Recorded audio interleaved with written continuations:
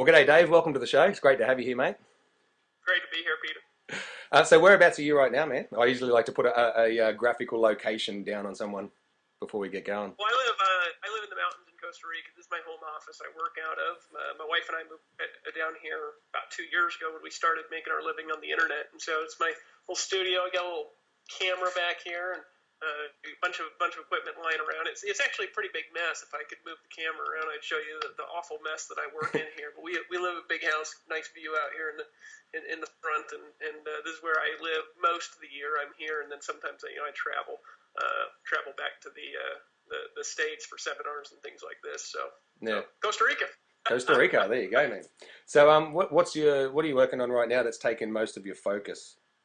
Just quickly. Well, I've been an internet marketer for the last, Yeah. but I've been internet marketing online for the last 3 years. About 6 months ago, I launched my own affiliate company called the Empower Network, and we brought in 10,000 paid customers. It took us 45 days to do that. Our first month, we did over $1.5 million in sales. We've done over $1 million in sales a month since then, and we're now in month 6, I believe, that we're in now. We have 23,000 paid customers, and are in about 170 countries. So most of my time in the last 6 months has been spent working with technology that's been breaking from servers overloading, dealing with banks, Yeah. for processing transactions, and they see a long-haired hippie kid and they say, "How can you possibly sell like this? I wear a suit and went to school. You're just a hippie in the mountains, and you're in Costa Rica. I'm skeptical. Are you a scam artist? Things like that." And then also, coaching, mentoring, teaching people, working with my teams, and just helping people kind of get to the next level in their businesses. So that's kind of been consuming the majority of my time for the last maybe 6 months. Okay. Yeah, because I've been watching your progress because as you know, I've been following you guys, or you particularly, for probably about 2 or 3 years now since that first article marketing webinar you did on MLSP. Oh, really? Yeah, and I just want to show you something too. You there. I want to show you That's a something good too. See this here? You probably can't read that. That says David Wood modeling info. I got a whole Oh, yeah, folder yeah, yeah. of. You remember your 8-day free program you used to give away? I don't know if you still give it away when you sign up to your It's list. still there, but it's kind of convoluted. I just keep adding to it. I wrote down it. I wrote down your every single day word for word and practice doing that presentation, so I could learn how to do Really? presentations. There it is, right there. There you go. There you go. It's funny. Rob Four, who's the only person, by the way, in MLSP that matches my conversion level. He gets about a 0.5% lower conversions than me on his sales, Hmm. and he's the only one in the whole system. Everybody else gets like a 0.5%, 1%, and I get 8.75% sales from my leads there. And he has a person in the Philippines transcribe everything that I ever do word for word, and he reads it. I did that. That used to be my video series for a little while. Yeah.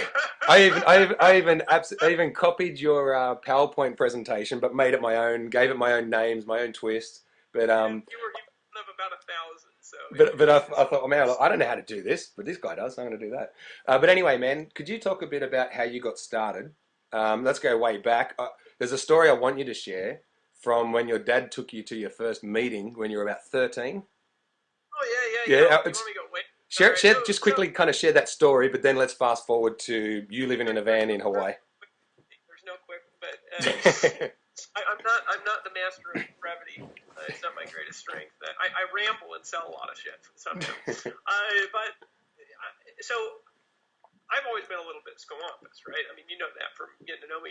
People see me and they're like, "He's weird," but I want to buy stuff, and they can't figure out why their credit cards just kind of levitate towards the screen when they're watching my presentations. It's just this. It's a power. It's like Kevin Trudeau. You watch him and you're like, "What are you talking about?" And then you want to buy some book about how a magical pill cures all your diseases, right? Yeah. Well, so I'm 12 or 13, I think, is how old I was. And I was living in Fairbanks, Alaska. It's where I'm from. My dad was a Superior Court judge. He graduated from Stanford and Cornell. He was actually a salutatorian in his high school. My grandpa was the university president. My mom was a valedictorian in her high school.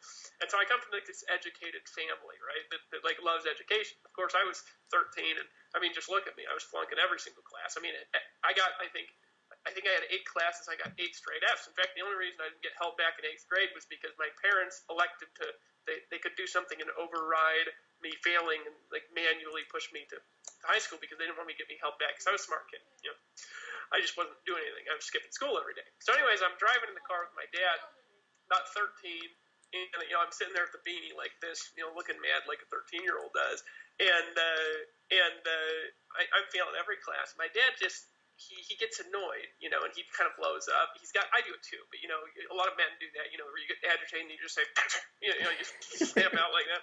So he looked at me, he said, "Son, you're not stupid. What the hell's going on? If you keep doing this, you're going to be poor." And I was sitting there just being mad like a teenager normally. And like, what the hell are you talking about? Because I guess he'd been fuming about my grades for about, 3 months because I just was, failing everything. And he said, "You're failing every class in school, son. If you keep doing this, you're going to be poor. You need." And I said, "What does school have to do with making money? You went to school. You don't make very much money." And I was 13, right? A little smart ass, right? And, because he worked for the state. He elected for that. He didn't go after the private attorney route, which is the only people in law that make money are in private practice. People in the state don't make a lot of money, relatively to high-paid lawyers, and he was really good. He had an ethical thing with defending guilty people, so he didn't want to go into being a defense attorney, and he was specifically in criminal law. But in any case, so he looks at me and he says, "You're going to fail in life." And I said, "Well, if going to school is the only thing that's going to make me succeed, I'm going to live in a dumpster. Because I'll tell you something, I don't like school, and I think it's a bunch of horse shit." Right? And I'm 13, right? So I said, "Dad, is there a way for me to make money without going to school? Because unless there is, I'm screwed." I'm just being a smart ass. You know what I mean? I probably could have pulled it together and got good grades in school had I wanted to. And he took me to an Amway meeting. True story, right? So my dad's thinking, he's thinking, well, he's gonna fail at everything. Let's get him an Amway, right? I'm 13, so I walk into this Amway meeting. It's Fairbanks, Alaska. Little room. We're in a Salvation Army room. There's about 15 people there in Alaska. The women do weird things with how they dress. Like if you're ever in an airplane, you could fly everywhere in the States, and people kind of look professional airplanes, And then you get in a plane to Alaska, and just the whole scene changes. Everybody looks just I don't know if you've ever flown there, but everybody just looks awful. It's hilarious. But they do things like they wear a dress with like thick wool socks. You know what I mean? So they'll wear a dress down to their knees, and then they'll have wool socks that go up to their knees, and it looks really awkward. So the speaker walks in, and he's kind of like looking around. He'd flown up from Seattle to do a presentation, and this guy was not interested. He was boring as snot. And there was 2 guests in the room. It's the only thing that kept me entertained. There was me, a 13-year-old. And there was a homeless guy. Somebody had actually offered this guy like dinner to come to the meeting. They're like, and after you hear my story, maybe you'll go start prospecting homeless people for your business. Not probably a good idea. But anyway, so somebody dragged a homeless guy into this meeting. The only thing that kept me entertained was this guy kept interrupting the meeting. Well, the speaker didn't care because there was no guest there but a 13-year-old, and I'm too young to join, and the homeless guy didn't have any money, so why not just have fun? I'm here anyway. So he's doing this presentation. This guy keeps interrupting with like the classic, MLM questions, what I mean? Which you guys listen to this interview, you might not run into these questions because you might not be in that industry. But in this industry, every industry has its own objections. In this industry, it's, is it a pyramid scam? Yada, yada, yada, yada. So this guy keeps saying things like, is this a pyramid scam? You have to sell soap door to door? Wasn't Amway sued by the FTC in 1976? Yeah. Are you trying to swindle us? Things like that. Like through the whole meeting, he just would interrupt in like this burst of like saying, right, where he just burst this question out, and the guy would chuckle, and then he would just play with them for a minute, and then continue on in the presentation to the 13-year-old and the homeless man, and then the 20 old Amway reps that had been in for 20 years and go to the meetings every week, right? But then it got to the magic question. And I'm sitting there like this, and I'm just kind of chuckling because I was like, why the hell's my dad taking me this thing? But then this homeless guy, he asked the magical question. He said, how much money are you making? Now, I was thinking this guy was like my dad, had a job somewhere, made no money, and just went to the meetings at Amway. I had no clue. I just thought people at Amway got together and, sold soap to each other. I had no idea anybody actually made any money in that thing. Apparently, there's a lot of them. And he goes, how much money you make? And this guy, he was like this. He's a Jewish guy, you know, a little bit shorter, and his shoulders shrug like this. He's got glasses, and he says, "That's a good question." And he turned around, and he says, "Well, I'm just going to start in an Amway, so it's not fair." And I said, "Okay, here he comes with the question dodge, right?" But then he turned around and he said, "Last year on my tax return, I reported $210,000." Mm. And I put my arms went like this to this, and I leaned forward because my dad was making, I think, $80,000 a year after Stanford and Cornell, and this guy was boring, dropped out of school, and I was thinking, well, this is a familiar story, and he was making $210,000 a year, which was like 3 times my dad's income after a long life of really, really hard work, and this is, back in 1994, I believe, when I was 13. And I leaned forward and I said, if that dumb guy can make $200,000 a year selling soap and vitamins to homeless people and teenagers, I am going to be rich in Amway. Yeah. So I think I couldn't join Amway because I was too young. So I actually joined like a Ponzi scheme, when I was like 13, and I put a bunch of envelopes in everybody's mailboxes trying to get them to join that thing. And then the FTC shut that thing down. I think this is like ancient when I was a kid. Yeah. Printed off a bunch of letters that had give $5 and everybody passed the chain letter around, and then when it's like 80 zillion people, I get $25,000 or something was my little scheme I got into. But then ever since then, I kind of had this thing in my mind about alternative ways of making money because I just couldn't deny that the industry worked, and so that's how I got exposed to it. Long story short, didn't get involved in the industry till I was 21. I went to a year of school, then dropped out, was a missionary for a couple of years, came back and moved to Arizona. I was in England traveling around teaching stuff, and then came back in Arizona. I actually joined Amway. I got resold. I'd forgotten about that. And my brother called me up. He lived in Arizona. He was going to Thunderbird International School Business, yet another educated family member. Mm-hmm. He's the top 1% of his school, best international business school in the United States. My brother calls me up one night and he says, "Dave, we're going to be rich." And I said, "Oh, what are we doing?" So he says, "You got to come over to my house Thursday night at 8 p.m. I'll show you."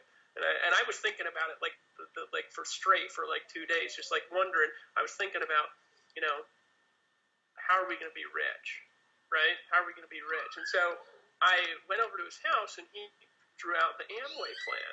And I didn't even really understand what the hell he was talking about because he was new and he rambled for like 2 hours. Yeah. But I was like, I am in. Yeah. I didn't ask questions. I didn't ask, is this a scam? I mean, I remembered that experience from when I was a kid. I was like, this is that thing that one guy was doing, making $200,000 a year, with a room full of old people. I'm going to be rich, And so I got involved in Amway in 2001, failed for 3.5 years, wandering around, hitting people. I don't know if you've ever been approached in Walmart, Peter, where somebody walks up to you and they say, "Hey, you seem like a sharp person. You keep business options open." Well, that was me for 3 years. I wouldn't go to bed unless I had talked to like 5 people every day. Seriously, I wouldn't go to bed. So I had nights where, and this is what I thought worked, and this is what we could really get into is what works and what doesn't. I had no way of knowing.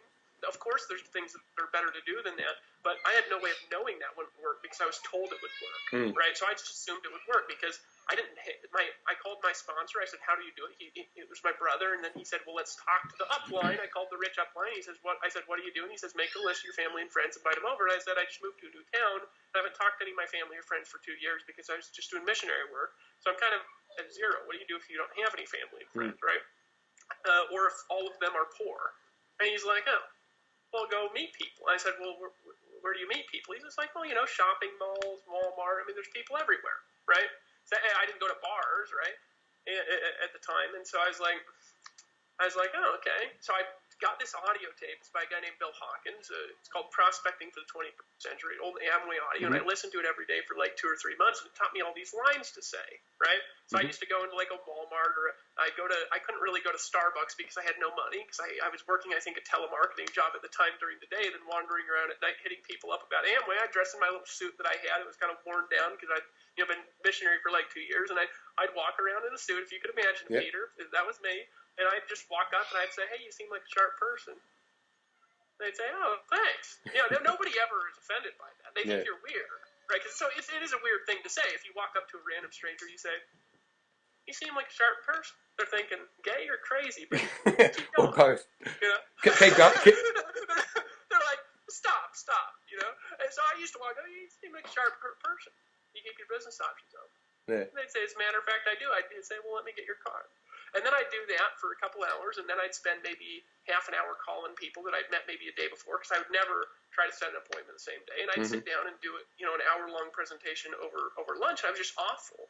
And I didn't know I was awful, but looking back, I was completely awful. I mean, I had the worst presentation. I was doing what I was told, which hadn't worked in 20 years, but these guys, were sitting on organizations of, $10 million a month in sales that they built 20 years ago. They weren't in the game. So I was listening to people that hadn't been doing things in a long time, and that's a big lesson there.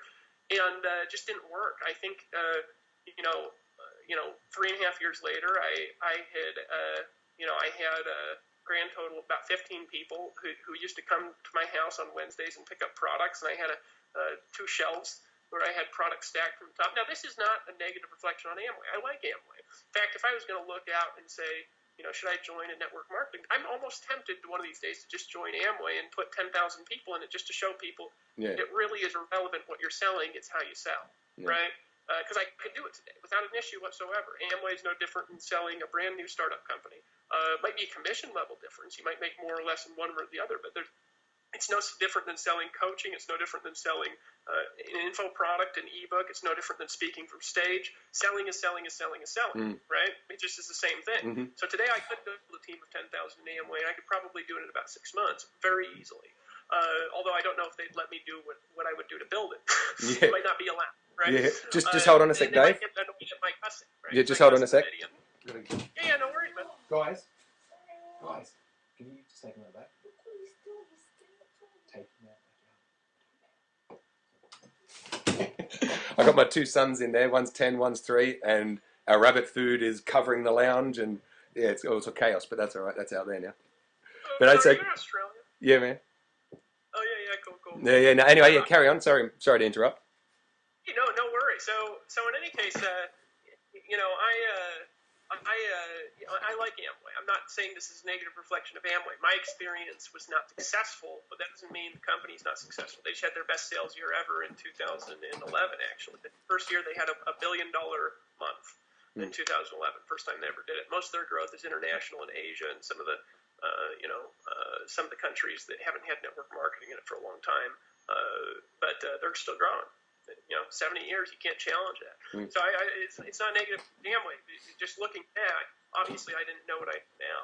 And so I quit Amway, blamed Amway, of course, because I tried, I listened to 8,000 audios. I really did follow advice. I wasn't one of these rebels that tried to do it my own way. I actually did it the way I was told, but the way I was told did not work with my personality at all. And so eventually I just joined another thing. I said, well, it must be the thing, because I'm doing what I'm told. I've seen it work for others. It's not working for me. It must be the thing's fault. So I'm going to join something new. So I joined another company. It was a legal services company, prepaid legal, another fantastic organization. I didn't have a lot of success there, but I made $1,200 my first week. And it was from recruiting my team in Amway into prepaid legal. It wasn't from anything new. I brought a bunch of people in, and then it didn't really jive with me. Again, great company. They have a great product. They're based in North America. I kind of wanted to build it internationally because I like working with people in Australia and England and all these places like this, and I didn't have the ability to do it there. It's a nation-specific product, but a great company. And so I jumped to a new deal.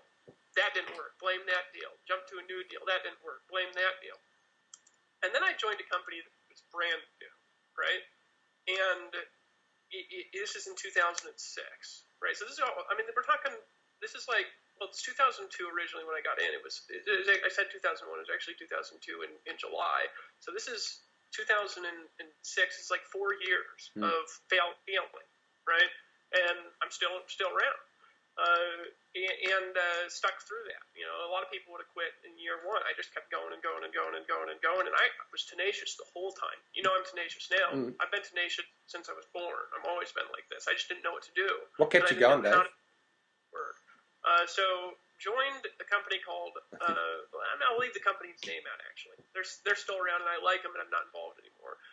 But joined a company, it was a vitamin company, in a team with 2 guys, Eric Worre and Randy Gage. Eric Worre, he runs networkmarketingpro.com, great friend. I'm going to go speak at an event with him actually in May in Las Vegas, and was 2 levels underneath him, and that's where I got to know Eric, and I saw him I saw him right in front of me put together a team of like 50,000 people, and it was like 6 months or a year or something like this.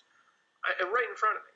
Hmm. And at the same time, I accomplished absolutely nothing. It was the same track record that I experienced my whole adult life.